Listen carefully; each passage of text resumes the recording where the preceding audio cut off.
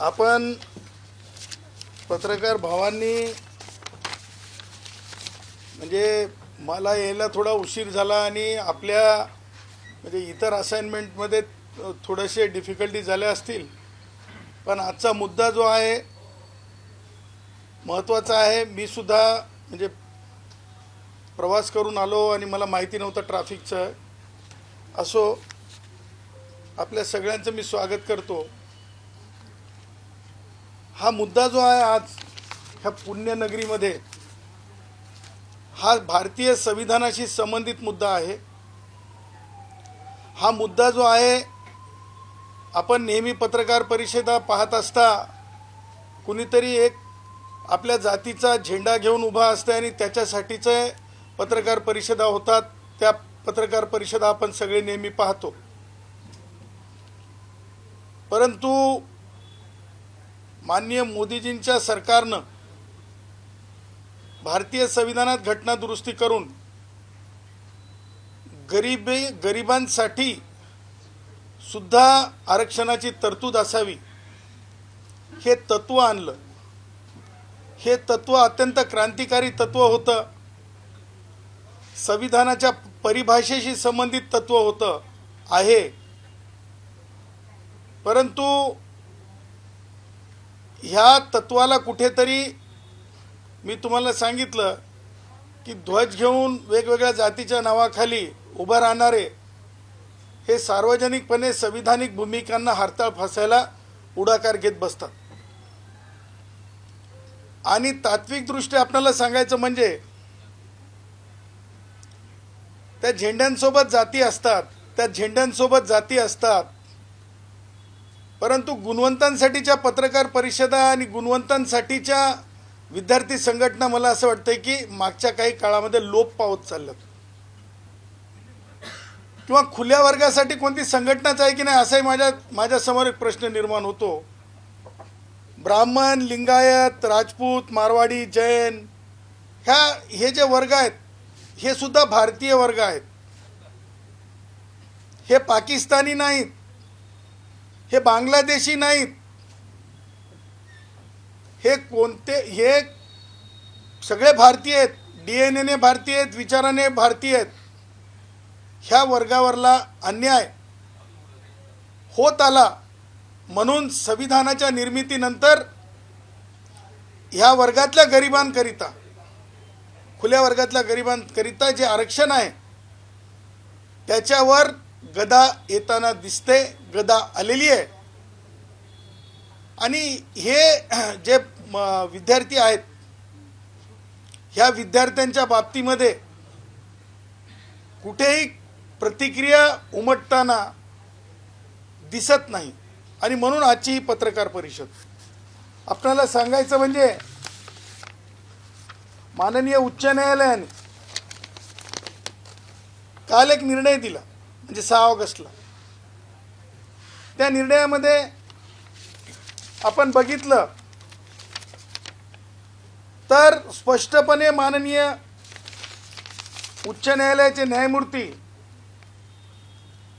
Division bench आहे, त्यांच्या निर्णयाप्रमाणे जर आपण बघितलं तर या निर्णयामध्ये स्पष्टपणे सांगण्यात आलेलं आहे की 10% ज्या जागा आहेत त्या जागा ज्या आहेत 2024च्या कायद्यान्वये ज्या 10% जागा दिलेल्या आहेत त्या जागांच्या बाबतीमध्ये ते जागा रिक्त ठेवण्यात याव्यात. आता हे काय राजकारणी विषय नाही आहे. हा विषय आहे तंतोतंत संविधानिक. ह्या विषयाला गांभीर्याने घेणं आवश्यक आहे. ज्यावेळेस माननीय मुंबई उच्च न्यायालयाचे खंडपीठ असं म्हणतात की ह्या जागा भरल्या जाऊ नये, ह्या जागा रिक्त ठेवल्याच गेल्या पाहिजे, तर अन्याय हा अधोरेखित नाही तर अन्याय ॲक्च्युअल झाल्याचं स्पष्ट होत आहे. आणि ह्या स्पष्ट उक्तीला वाचा फोडण्यासाठी, म्हणजे लक्षात घ्या, मला कोणावर पर्सनल टीका करायची नाही, परंतु घटनाक्रमानुसार नावं घेणं आवश्यकच आहे. मुख्यमंत्री एकनाथरावजी शिंदे होते, त्यांनी आझाद मैदानात मला माहीत नाही शपथा घेऊन आरक्षण दिलं जातं म्हणून ते बघितलं आपण.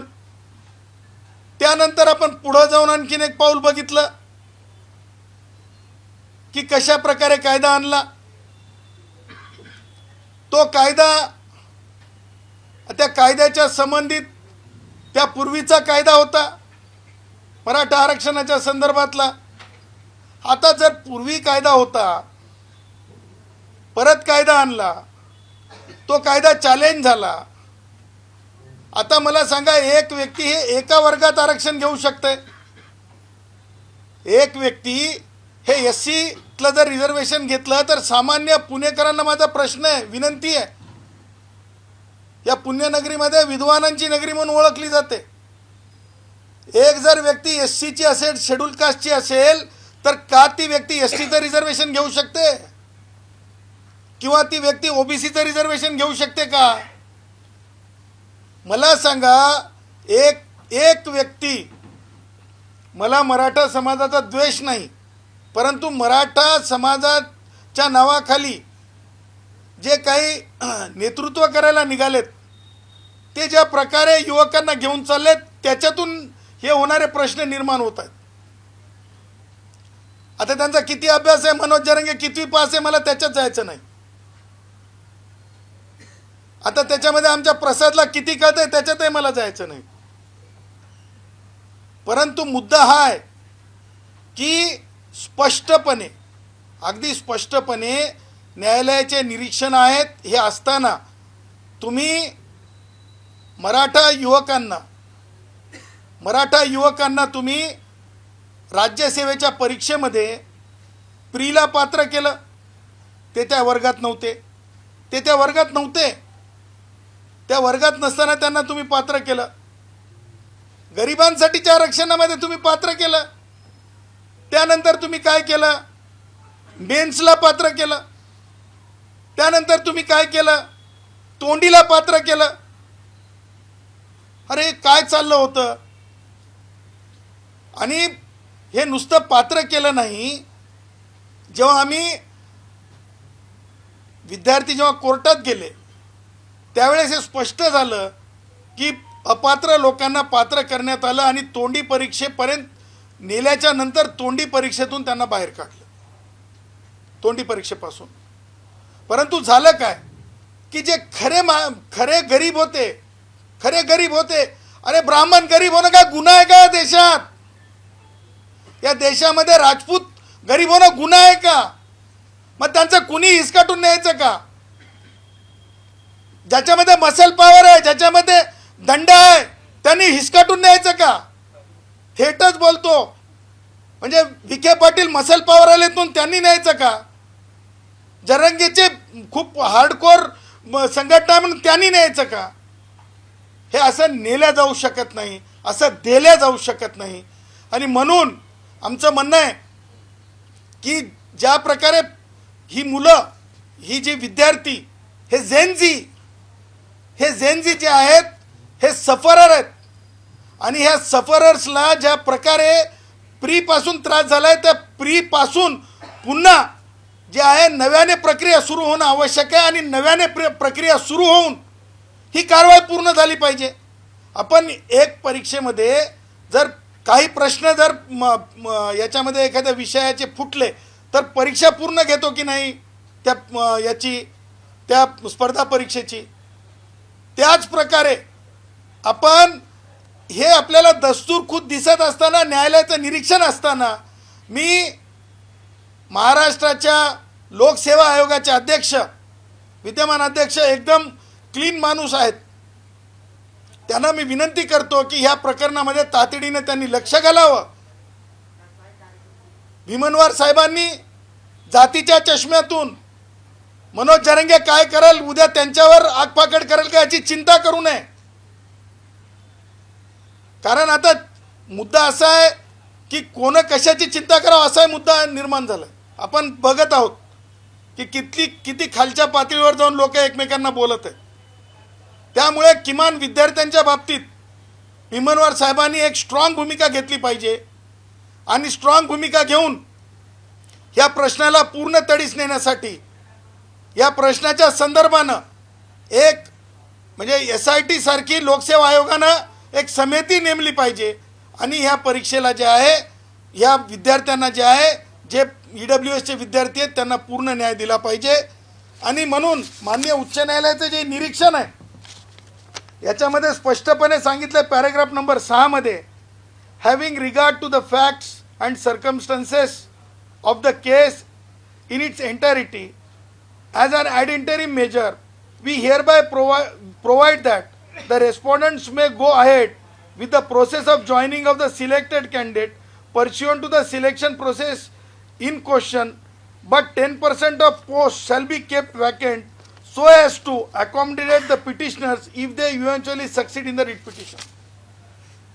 आता ते जे SC म्हणजे जे मराठा भाऊ होते ज्यांना राजकारणामुळे ते ह्या सगळ्या प्रक्रियेमध्ये फसले त्यांना बाहेर पडावं लागलं, परंतु त्या राजकारणाचा भाग आमच्या म्हणजे जे EWS जे गरीब आहेत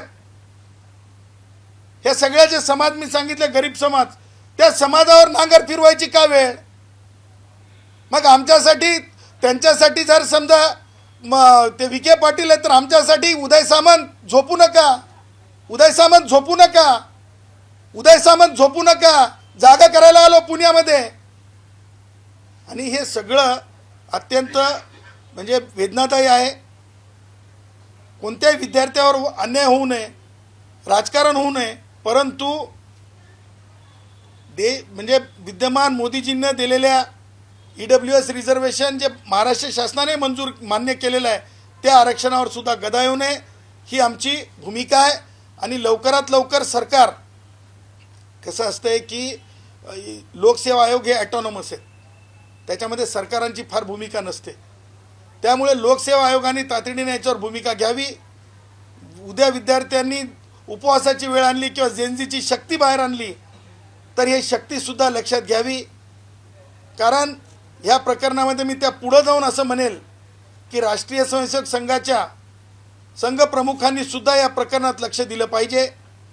कारण जेनझीवर आपण लक्ष देत आहोत, आपण आरक्षणाच्या विषयावर आपण लक्ष देत आहोत, परंतु खुल्या वर्गातल्या गुणवंतावर EWSच्या विद्यार्थ्यांवर MPSCच्या या परीक्षेवर सुद्धा लक्ष केंद्रित करण्याची मी त्यांना विनंती करतो, त्यांना आग्रह करतो, त्यांना आव्हान करतो। आणि आपले काही प्रश्न असतील याच्यावर तर आपण विचारू शकतो। सदावर्ते साहेब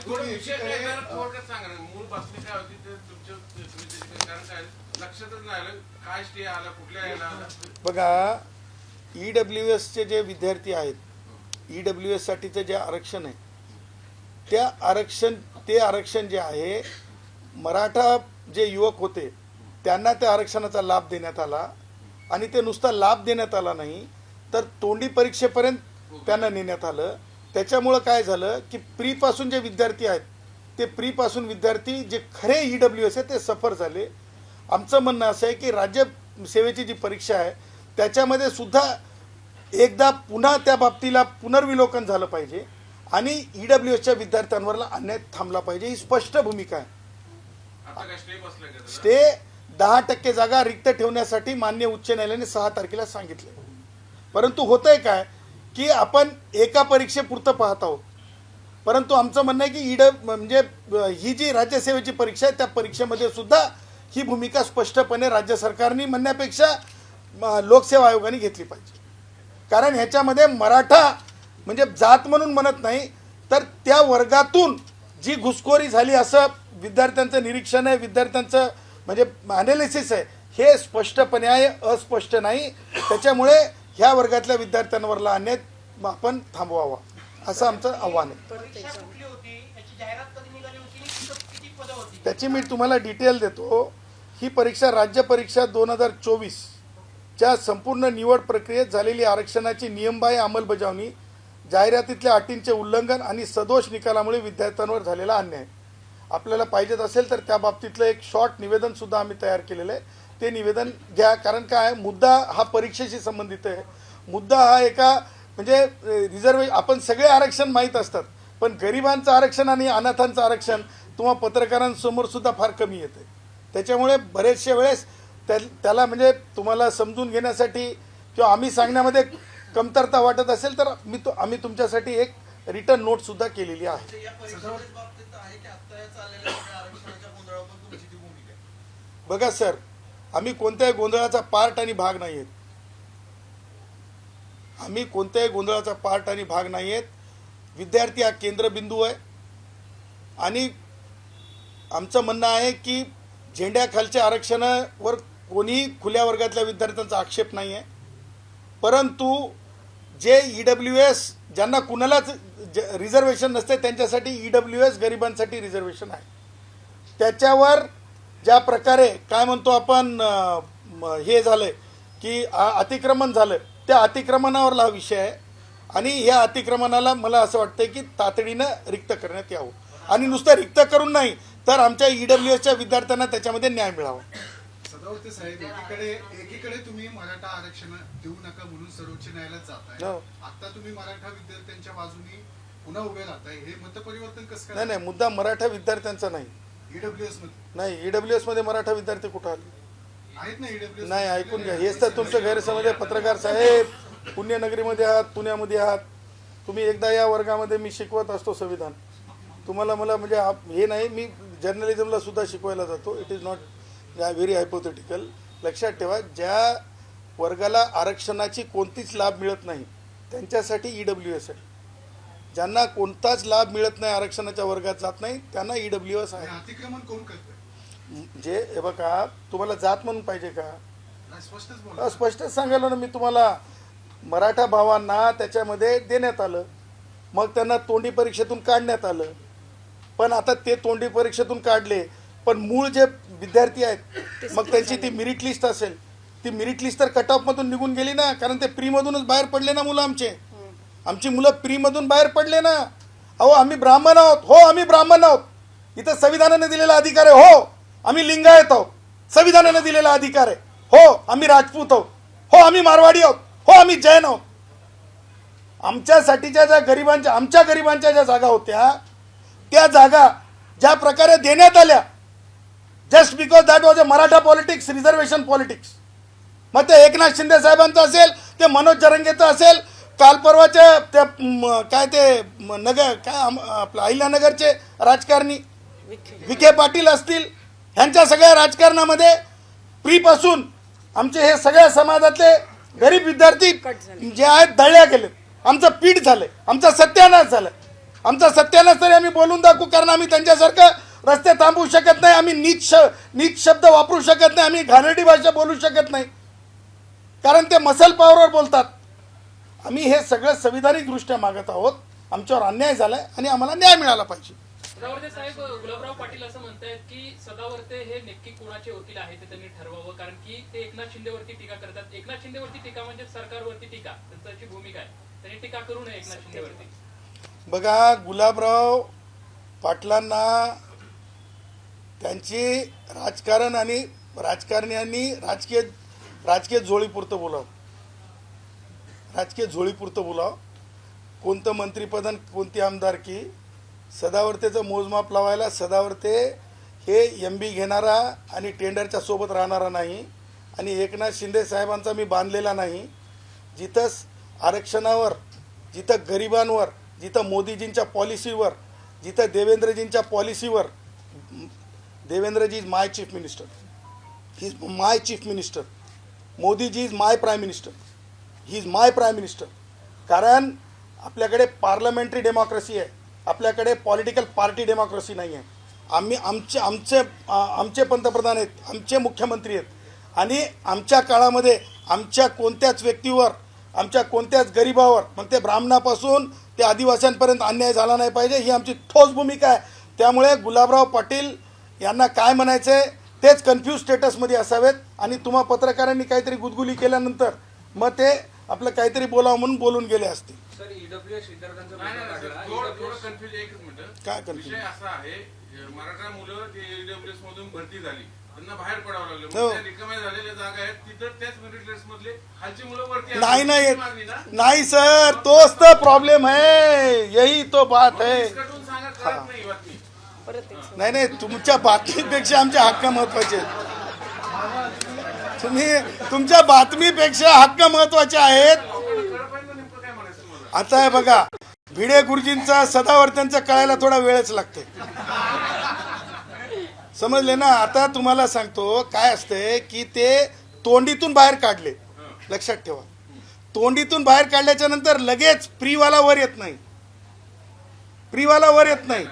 त्याच्यामुळं तुम्हाला आता पुन्हा एकदा पुनर्विलोकन करावं लागेल आणि पुनर्विलोकन केल्याच्या नंतर तुम्हाला रिकास्ट ऑफ मेरिट लिस्ट करावं लागेल.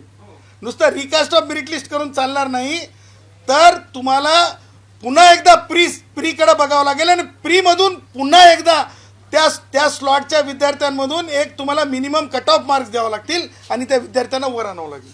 अशी ती पद्धती आहे. त्याच्यामुळं तुमची बातमी काय त्यापेक्षा ती पद्धती काय सांगते. ते सांगा आता. सांगितलं ना, आमच्या ईडब्ल्यूएसच्या विद्यार्थ्यांवर, गरिबांवर अन्याय झालाय. त्या अन्यायाला आम्ही वाचा फोडा आणि MPSCनं त्या बाबतीमध्ये भूमिका घेतली पाहिजे. आमच्या नुसत्या जागा रिक्त राहून आम्हाला चालणार नाहीत, रोस्टरला पुढे जाऊन चालणार नाहीत आम्हाला त्या जागा, तर आम्हाला ते मिळालंच पाहिजे. सर, ईडब्ल्यूएसचा मुद्दा निघाला. अमृत संस्था ईडब्ल्यूएस साठीच आहे. अमृत संस्थेला असा फंड आलेला नाहीये आणि ही संस्था राज्य शासनाच्या अखत्यारीत आहे.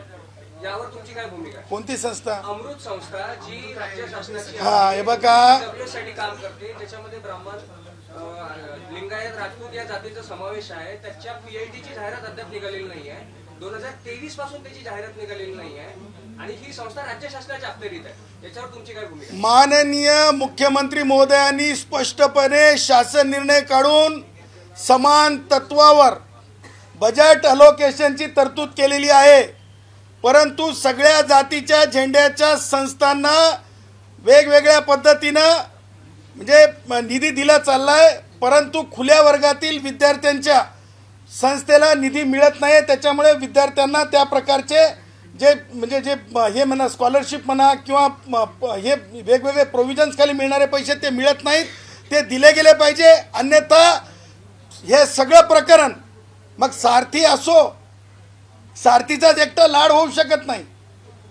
ह्या सगळ्या विषयाला घेऊन उच्च न्यायालयामध्ये जावं लागेल, कारण सारथीलाच केवळ लाडून चालणार नाही, बार्टीच्या विद्यार्थ्यांवर सुद्धा अन्याय आहे, त्याच प्रकारे खुल्या वर्गातल्या विद्यार्थ्यांवर सुद्धा अन्याय आहे. ह्या सगळ्या बाबी आम्ही कोर्टात नेऊ. तुम्ही पाठपुरावा करणार का राज्य शासनाकडे याचा? 100% पाठपुरावा करू, कारण तो शासन निर्णय आम्ही बघितलाय, वाचलाय. त्या शासन निर्णयाला घेऊन कोर्टात जाऊ. जरा थोडक्यात घ्या, कारण आमची पत्रकार परिषदेची वेळ संपली आणि आमच्या विद्यार्थ्यांच्या खिशामध्ये एवढे पैसे नसतात. सर,